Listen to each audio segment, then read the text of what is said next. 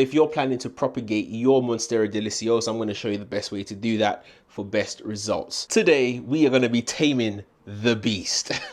This is my Monstera Deliciosa, and it's growing to absolute gigantic sizes. Look at this thing, it's even taller than me, and it's actually proving just a little bit dangerous. If you look here, at the moment it's on this little plank, but it's very, very wobbly, and at any moment it could fall over. So to prevent that, I am going to be reducing its size to maybe half or even a bit lower, and I'm going to be switching out this plank. To be fair, I don't think I'm going to get all of this work done today.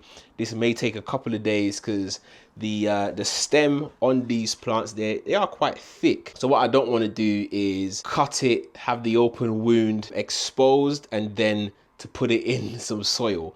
So what I'm going to do is I'm going to cut them, I'm going to leave them to dry for a bit, show you exactly how that process can happen. So today's task is going to be super simple. Got my shears here. We get chopping. Let's do it. I think I'm going to go in from about here. This bottom section is nice and full, nice and bushy. I don't want to lose any of that. I want to keep that as compact as possible. So I think we'll go in from around here. If I carefully grab it, one of these are actually rooted into the soil, so I'm gonna have to be careful. So this is what I was talking about. This cutting here, I should have noticed actually, is actually still rooted into the soil. So I'm gonna have to think about what I'm gonna do here. I might leave this one in this pot still, and then tomorrow just find a way to secure it into the soil, because it's already got all this really good rootage, and I don't want to ruin that. So I think I'll leave this one to callus whilst it's still connected to the pot. Really gutted that I just broke this this leaf here, and this is the leading leaf. Anyway, that's all right, we'll sort that out. What I'm going to do next is I'm just going to break these down into some more manageable sizes. The way I tend to do this is to look for a node with the root, and then that way I know that it's going to be easier to root these up. So this one, I'm going to leave 2 leaves in here and propagate from here, just like so. I'm gonna have one cut in there, another cut in,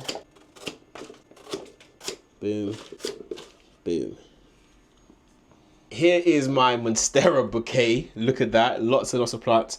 There are about 10 cuttings here, and we've still got the other plants that we left on the mother plant upstairs. So I'm just gonna find a way to just put that back in once the stem has calloused over. So that's all I'm gonna do for today. I've made my cuttings, done. I'm just gonna leave these in a sort of a dark kind of area just to let it callus over properly, and then tomorrow I'm gonna show you what the next steps are in terms of potting these up. At this point, I'm not gonna bother to put anything on these cuts. I know some people will put a bit of cinnamon, maybe some rooting hormones on the cut ends, but for me, I don't think it's absolutely necessary. You can if you feel comfortable, but I personally would rather use my cinnamon in a hot chocolate or something like that. But it's completely up to you. I'm just going to leave this out in the open to dry, and we'll come back to it tomorrow. All right, so it's day 2, and we've got our cuttings here. I've sort of separated these into 2 bunches. I've got these ones with longer stems, longer internodal spaces here, and then these ones with the shorter ones. So these ones I'm going to do something slightly different with, and that's mainly because of space and so on, and you'll see exactly what that is. So this one I'm going to do something different. I'm gonna propagate these in water, and the reason I chose these is just because they're smaller, they're more likely to fit into one vase or one vase depending on where you're from, right? But yeah, I think most of these, all of them have roots. So apart from this one actually, so there's this top cutting one here, and I think the root was a bit soft even before we propagated. So we'll see what happens with that one. These ones on the other hand though, they have much longer internodal spacing, so you can see here it's much longer. So what I'm hoping, or my theory, I'm not sure if this is proven scientifically, but when a plant has sort of this much space, there's more energy that the root systems can sort of pull from to help it root. So I'm going to be repotting these into the same pot that we had before. This is the pot here, so you can see how tall this plant was, right? So it was on a little platform. I think it was definitely in need of some cutting.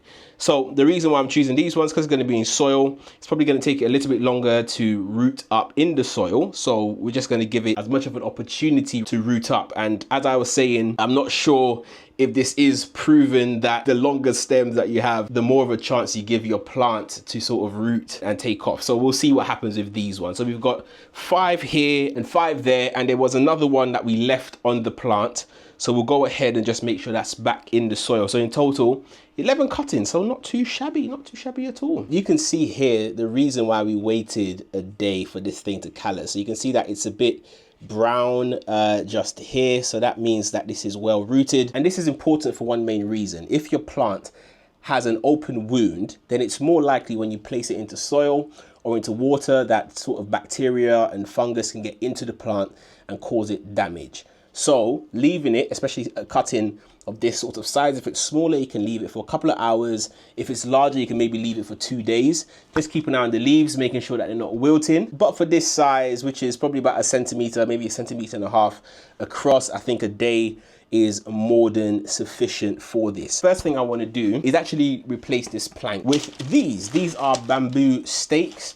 The reason is these are much lighter. This plank, although it's great and it's been really good for encouraging the plant to climb, it does, however, make the pot very unstable, very unbalanced.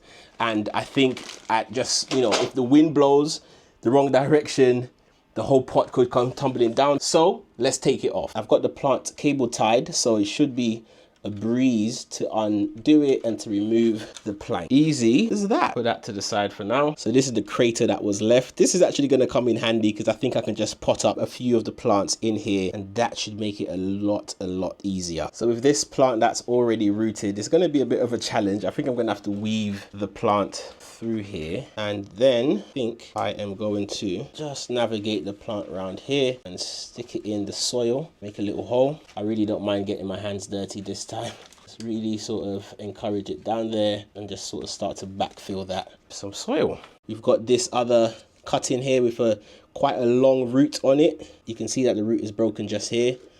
That makes my life easier. I can just come in, chop that off, and do the same with all of them, and then just place the plant into the soil, into the substrate like so. And now we'll just come in and just place a couple of stakes, maybe 3, just like so. And then the very last thing to do is just to secure these to these bamboo stakes. And this is my no fuss way of propagating Monstera. I honestly think that when it comes to Monstera, you don't need to do too much, especially the regular form. If it's anything like the Thai constellation, you're gonna have to put in a lot of work with that.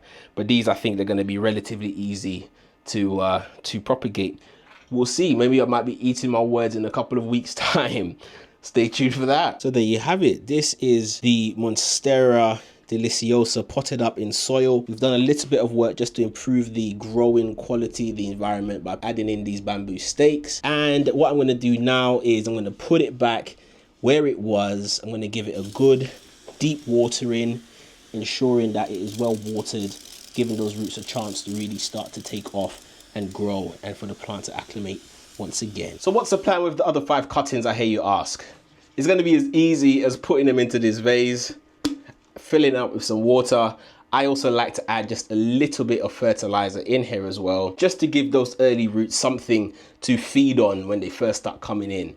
And that's it. That's everything I do to repot this Monstera Deliciosa. Thank you so much for watching, and as always, keep planting.